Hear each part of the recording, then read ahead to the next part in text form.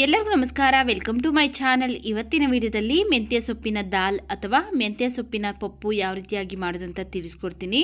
ನೀವು ಇದನ್ನು ಅನ್ನ ಜೊತೆ, ಮುದ್ದೆ ಜೊತೆ, ಚಪಾತಿ, ರೊಟ್ಟಿ ಎಲ್ಲದಕ್ಕೂ ಸಹ ಸೂಪರ್ ಆಗಿರುತ್ತೆ. ನೋಡಿ, ಇಲ್ಲಿ ಫಸ್ಟು ಒಂದು ಕುಕ್ಕರ್ಗೆ ನಾನು ಈ ಕಪ್ಪಲ್ಲಿ 1 ಕಪ್ಪು ತೊಗರಿಬೇಳೆ ಹಾಕ್ಕೊಂಡು ಚೆನ್ನಾಗಿ 1-2 ಸರಿ ತೊಳ್ಕೊಂಬರ್ತೀನಿ.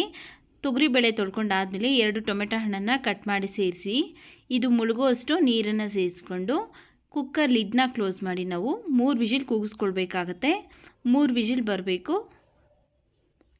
ನೋಡಿ, ಇಲ್ಲಿ 3 ವಿಜಿಲ್ ಬಂದಾದಮೇಲೆ ಕುಕ್ಕರ್ ಕ್ಯಾಪ್ ಓಪನ್ ಮಾಡಿ ತೋರಿಸ್ತಾ ಇದ್ದೀನಿ. ಬೇಳೆ ಎಲ್ಲ ಚೆನ್ನಾಗಿ ಬೆಂದಿದೆ. ನೋಡಿ, ಬೇಳೆ ಟೊಮೆಟೊ ಎರಡು ಸಹ ಚೆನ್ನಾಗಿ ಬೆಂದಿದೆ.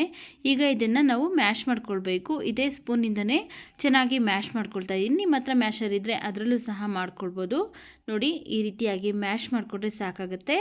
ಈಗ ಇದನ್ನು ಸರಿಗಿಟ್ಟು ಒಗ್ಗರಣೆ ಮಾಡ್ಕೊಳ್ಳೋಣ ಬನ್ನಿ. ಒಗ್ಗರಣೆ ಮಾಡೋದಕ್ಕೆ ಒಂದು ಪಾತ್ರೆ ಬಿಸಿಗಿಟ್ಟು ಅದಕ್ಕೆ ನಾನು 2 ಸ್ಪೂನ್ ಆಗೋಷ್ಟು ಎಣ್ಣೆ, ಸ್ವಲ್ಪ ಸಾಸಿವೆ, ಹಾಗೆಯೇ ಸ್ವಲ್ಪ ಜೀರಿಗೆ, ಸ್ವಲ್ಪ ಹಸಿ ಕರಿಬೇವಿನ ಸೊಪ್ಪನ್ನು ಹಾಕ್ಕೊಳ್ತಾ ಇದ್ದೀನಿ. 1-2 ಚಿಟಿಕೆ ಆಗೋಷ್ಟು ಇಂಗು, 1 ಗಡ್ಡೆ ಬೆಳ್ಳುಳ್ಳಿನ ಜಜ್ಜಿಬಿಟ್ಟು ಹಾಕ್ಕೊಳ್ತಾ ಇದ್ದೀನಿ. ಈಗ ಬೆಳ್ಳುಳ್ಳಿ ಎಲ್ಲ ಸ್ವಲ್ಪ ಲೈಟಾಗಿ ಕಲರ್ ಚೇಂಜ್ ಆಗೋವರೆಗೂ ಫ್ರೈ ಮಾಡ್ಕೊಳ್ತಾ ಇದ್ದೀನಿ. ನೋಡಿ, ಈಗ ಬೆಳ್ಳುಳ್ಳಿ ಎಲ್ಲ ಇಷ್ಟು ಫ್ರೈ ಆದ ನಂತರ ಈಗ ಇದಕ್ಕೆ ನಾನು ಒಂದು 5-6 ಹಸಿಮೆಣಸಿನಕಾಯಿ ಹಾಕ್ಕೊಂಡಿದ್ದೀನಿ. ಉದ್ದುದಾಗಿ ಕಟ್ ಮಾಡಿ, ಹಾಗೆಯೇ 1 ಈರುಳ್ಳಿನ ಸಹ ಸಣ್ಣದಾಗಿ ಹೆಚ್ಚಿಬಿಟ್ಟು ಹಾಕ್ಕೊಂಡಿದ್ದೀನಿ. 2 ಬ್ಯಾಡಗಿ ಮೆಣಸಿನಕಾಯಿನ ಸಹ ಹಾಕ್ಕೊಂಡು ಫ್ರೈ ಮಾಡ್ಕೊಳ್ತಾ ಇದ್ದೀನಿ. ಈರುಳ್ಳಿ ಎಲ್ಲ ಚೆನ್ನಾಗಿ ಎಣ್ಣೆಯಲ್ಲೇ ಫ್ರೈ ಆಗಬೇಕು. ನೋಡಿ, ಈರುಳ್ಳಿ ಹಸಿಮೆಣಸಿನಕಾಯಿ ಎಲ್ಲ ಇಷ್ಟು ಫ್ರೈ ಆದಮೇಲೆ ಈಗ ಇದಕ್ಕೆ ನಾನು ಒಂದು ದೊಡ್ಡ ಸೈಜ್ ಕಟ್ಟನ್ನ ಮೆಂತ್ಯ ಸೊಪ್ಪನ್ನು ನೀಟಾಗಿ 1-2-3 ಸರಿ ತೊಳೆದು ಆನಂತರ ಸಣ್ಣದಾಗಿ ಹೆಚ್ಚಿಬಿಟ್ಟು ಹಾಕ್ಕೊಳ್ತಾ ಇದ್ದೀನಿ. ಈಗ ಈ ಎಣ್ಣೆಯಲ್ಲಿ ನಾವು ಈ ಮೆಂತ್ಯ ಸೊಪ್ಪನ್ನೆಲ್ಲ ಚೆನ್ನಾಗಿ ಬಾಡಿಸ್ಕೊಳ್ಬೇಕು. ಕೆಲವೊಬ್ಬೊಬ್ಬರು ಬೇಳೆ ಜೊತೆಗೆ ಹಾಕ್ಕೊಂಡು ಮಾಡ್ಕೊಳ್ತಾರೆ. ಆದರೆ ಆ ರೀತಿ ಮಾಡೋದಕ್ಕಿಂತ ಈ ರೀತಿ ಎಣ್ಣೆಯಲ್ಲಿ ಫ್ರೈ ಮಾಡಿ ಮಾಡೋದ್ರಿಂದ ಟೇಸ್ಟು ತುಂಬ ಚೆನ್ನಾಗಿರುತ್ತೆ. ನೋಡಿ, ಸೊಪ್ಪು ಎಷ್ಟೊಂದು ಇದೆ ಅನಿಸುತ್ತೆ, ಆದರೆ ನಾವು ಫ್ರೈ ಮಾಡ್ತಾ ಮಾಡ್ತಾ ಮೆಂತ್ಯ ಸೊಪ್ಪು ಬೇಯೋಷ್ಟರಲ್ಲಿ ಕಡಿಮೆ ಆಗಿಬಿಡುತ್ತೆ. ನಾವು ಇದರಲ್ಲಿರುವಂತಹ ನೀರಿನಂಶ ಎಲ್ಲ ಚೆನ್ನಾಗಿ ಬಿಟ್ಕೊಂಡು ಈ ನೀರಿನಂಶ ಎಲ್ಲ ಚೆನ್ನಾಗಿ ಈರಿಸ್ಕೊಳ್ಬೇಕು. ನೋಡಿ, ಇಲ್ಲಿ ನೀರಿನಂಶ ಎಲ್ಲ ಚೆನ್ನಾಗಿ ಬಿಟ್ಕೊಂಡಿದೆ. ಈಗ ಈ ಸೊಪ್ಪೆಲ್ಲ ನೀರಿನಂಶನ ಚೆನ್ನಾಗಿ ಈರಿಸ್ಕೊಳ್ಬೇಕು. ಆ ರೀತಿಯಾಗಿ ಫ್ರೈ ಮಾಡ್ಕೊಳ್ಳೋಣ. ನೋಡಿ, ನೀರಿನಂಶ ಎಲ್ಲ ಚೆನ್ನಾಗಿ ಈರಿಸ್ಕೊಂಡಿದೆ. ಒಂದು 2-3 ನಿಮಿಷ ಚೆನ್ನಾಗಿ ಫ್ರೈ ಮಾಡ್ಕೊಂಡಿದ್ದೀನಿ.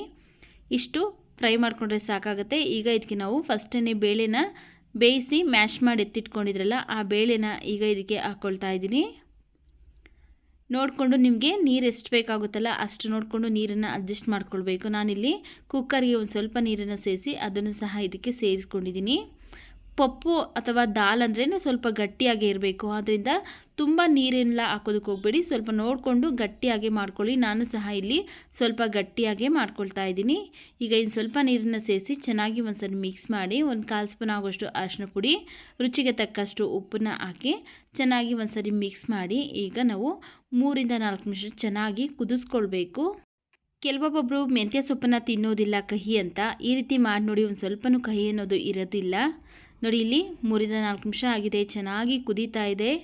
ಸಾರು ರೆಡಿಯಾಗಿದೆ. ಮೆಂತ್ಯ ಸೊಪ್ಪಿನ ಸಾರು ಅಥವಾ ಮೆಂತ್ಯ ಸೊಪ್ಪಿನ ದಾಲು, ಮೆಂತ್ಯ ಸೊಪ್ಪಿನ ಪಪ್ಪು ನೋಡಿ ಈಗ ರೆಡಿಯಾಗಿದೆ. ಸ್ಟವ್ನ ಆಫ್ ಮಾಡ್ಕೊಳ್ತಾ ಇದ್ದೀನಿ. ನೋಡಿದ್ರಲ್ಲ ಎಷ್ಟು ಸಿಂಪಲ್ಲಾಗಿ ಟೇಸ್ಟಿಯಾಗಿರುವಂತಹ ಮೆಂತ್ಯ ಸೊಪ್ಪಿನ ಪಪ್ಪು ಯಾವ ರೀತಿ ಮಾಡೋದು ಅಂತ. ವಿಡಿಯೋ ಇಷ್ಟ ಆಗಿದ್ರೆ ವಿಡಿಯೋಗೊಂದು ಲೈಕ್ ಮಾಡಿ, ವಿಡಿಯೋವನ್ನು ಶೇರ್ ಮಾಡಿ, ನಮ್ಮ ಚಾನಲ್ಗೆ ಸಬ್ಸ್ಕ್ರೈಬ್ ಮಾಡಿ ಸಪೋರ್ಟ್ ಮಾಡಿ ಸ್ನೇಹಿತರೆ.